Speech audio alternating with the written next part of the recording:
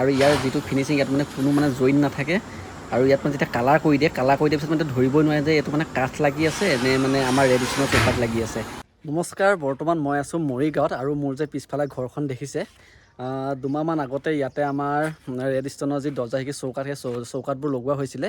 ইয়াত টোটেল 5টা দৰ্জাৰ চৌকাঠ লগোৱা হৈছিলে আৰু বৰ্তমান মানে গোটেই ঘৰখনৰ কাম কমপ্লিট হৈ গ'ল আৰু দৰ্জাৰ পাল্লাবিলাকো লগাই থকা হৈছে আৰু গোটেই কামবিলাক কমপ্লিট হোৱাৰ পিছত মানে এইবোৰ দেখিবলৈ কেনেকুৱা হৈছে আহক এবাৰ ভিডিঅ' এটা কৰি আপোনাক গোটেইখিনি দেখুৱাই আছোঁ।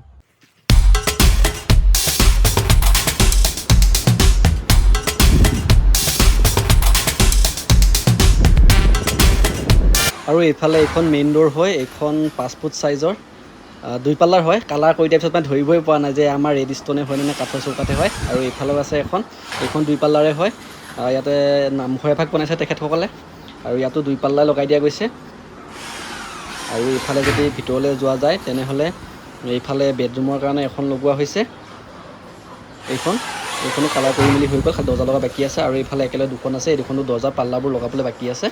আৰু মেইন দৰ্জাখন যিহেতু মানে 5 ফুটৰ হয়, ইয়াতো 2 পাল্লাই হ'ব আৰু ইয়াতে এখন পাল্লাৰ কাম চলি আছে। আৰু আজি ভিডিঅ'টো বনোৱা মানে মেইন কাৰণটো হ'ল কি, মানে বহুতে আমাক সুধি থাকে, দাদা আপোনালোকেতো চৌকাঠবোৰ লগাই থৈ গুচি যাব, পিছত যেতিয়া আমি ইয়াত পাল্লাবোৰ লগাম তেতিয়া মানে কিবা প্ৰব্লেম হ'ব নেকি, কাঠৰ পাল্লাবোৰ কি লগাব নোৱাৰিম নেকি, মানে বহুতে এনেকুৱা ধৰণৰ মানে প্ৰশ্ন কৰে। আৰু আপোনালোকে ভিডিঅ'টো দেখি গমেই পাইছে যে আমাৰ এই ৰেডিশ্যনৰ চৌকাঠবোৰ লগালে কেনেকুৱা ধৰণৰ ফিনিচিং আহে।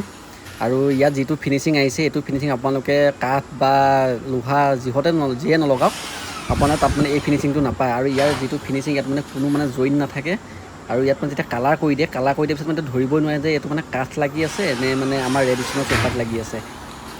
আৰু আপোনালোকে যদি নতুনকৈ ঘৰৰ কাম কৰি আছে তেনেহ'লে স্ক্ৰীণত থকা নাম্বাৰটোত আমাৰ লগত কণ্টেক্ট কৰিব পাৰে।